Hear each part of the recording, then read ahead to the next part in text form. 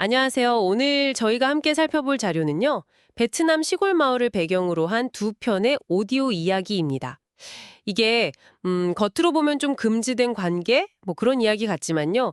그 안을 자세히 들여다보면 인물들이 처한 복잡한 상황이라든지 또 사회적인 압박, 그리고 그 안에서 하는 선택들, 이런 것들이 막 얽혀 있어요.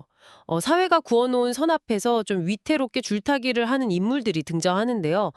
과연 이들을 움직인 게 그냥 단순한 감정이었을지 아니면 뭐랄까 벗어날 수 없는 상황 때문이었을지 오늘 그 복잡한 내면을 한번 같이 들여다보겠습니다. 네, 맞아요. 이게 그냥 표면적인 줄거리만 볼 게 아니라 인물들의 그 미묘한 감정선 있잖아요. 그리고 그들이 내린 결정의 무게, 이런 걸 좀 따라가 보는 게 중요해요. 단순히 뭐 잘못된 관계다 이렇게 딱 잘라 말하기에는 각자의 사정, 그리고 또 그럴 수밖에 없었던 이유들이 숨어 있거든요. 오늘 저희는 바로 그 숨겨진 맥락을 좀 찾아서 이 이야기들이 던지는 질문의 의미를 함께 곱씹어 보고자 합니다. 네. 첫 번째 이야기가 시노이와 시동생, 그 찌자오엠 쫑인데요. 조용한 시골 마을인데 남편 흥은 좀 무뚝뚝하고 무관심하고 형수인 라는 외롭죠. 근데 그걸 유일하게 이해해 주는 듯한 사람이 과묵한 시동생 호황이에요. 이 구도 자체가 벌써 좀 아슬아슬하죠. 그렇죠. 여기서 란의 외로움이 그냥 감정적인 공허함 뭐 이런 거라기보다는 약간 무시당하는 아내라는 그런 사회적 역할의 한계랑 좀 깊이 연결돼 있는 것 같아요. 남편 흥이 집을 비운 사이에 그 빈자리를 호황이 채워주면서 처음엔 그냥 위로나 연민이었겠지만 그게 점점 선을 넘게 되는 거죠.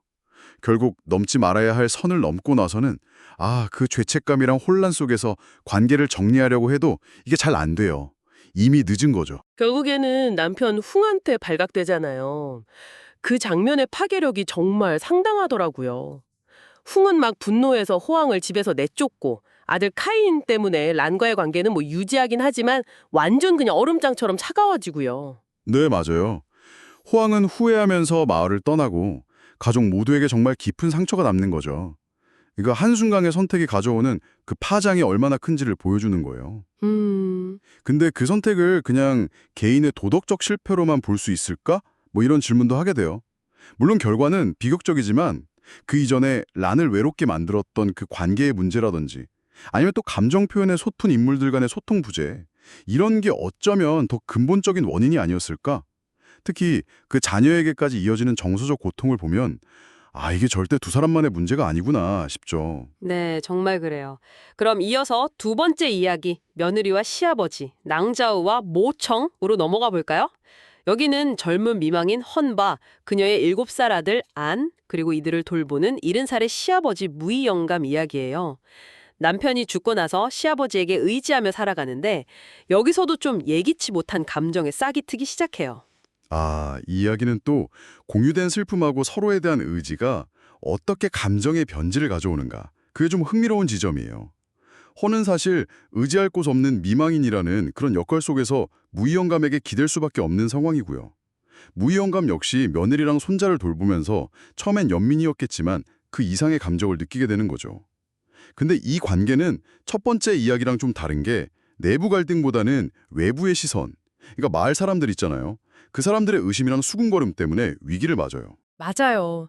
특히 그 이웃 빠싸우라는 사람의 노골적인 시선이나 뒷말들이 혼을 정말 힘들게 하더라고요.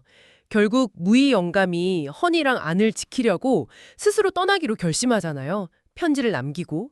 그 장면이 참, 좀 먹먹했어요. 그게 헌을 위한 최선이었을까? 그런 생각도 들고요. 바로 그 지점이에요. 무이용감의 희생이 뭐랄까 숭고해 보일 수도 있지만 다른 한편으로는 헌과 안의 삶에 또 다른 형태의 어떤 굴레나 상처를 남긴 건 아닐까 이런 질문을 하게 만들죠. 사회적인 평판 때문에 개인의 감정이나 관계가 희생되어야 하는가? 그리고 그 희생이 과연 진짜 해결책인가? 이런 물음이 남는 거죠.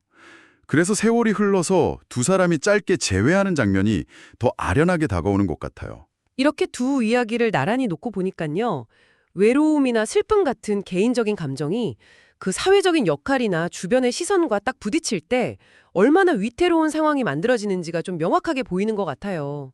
특히 그 베트남 시골 마을이라는 배경이 공동체의 시선이라는 압력을 더 강하게 만드는 요인 같기도 하고요. 맞습니다. 두 이야기 모두 인물들이 처한 상황 속에서 나름대로는 최선이라고 생각한 선택을 하잖아요. 근데 그 결과는 후회거나 아니면 또 다른 형태의 희생으로 나타나고요.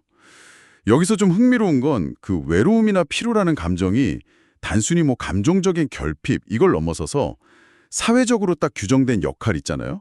무시당하는 아내라든지 의지할 곳 없는 미망인 같은 그런 제약과 만났을 때 오히려 개인의 어떤 도덕적인 경계를 허물고 예상치 못한 관계를 만들어내는 아주 강력한 동력이 된다는 거죠. 네, 오늘 살펴본 이야기들은 정말 옳고 그름을 쉽게 판단하기 어려운 그런 인간 감정의 복잡성, 또 도덕적 딜레마를 아주 생생하게 보여준 것 같습니다. 사회적 기대와 개인의 감정 사이에서 정말 아슬아슬한 줄타기를 보는 것 같았어요. 그렇죠. 결국 두 이야기 모두 우리에게 올바른 선택이란 과연 뭘까? 이걸 묻게 만들어요. 사회적인 평온을 위한 희생과 개인의 어떤 진실된 감정 사이에서 과연 더 나은 비극이라는 게 존재할 수 있을까요? 어쩌면 정답이 없는 이 질문 자체가 오늘 이야기들이 청취자 여러분께 남기는 가장 깊은 여운이 아닐까, 네, 그런 생각이 듭니다.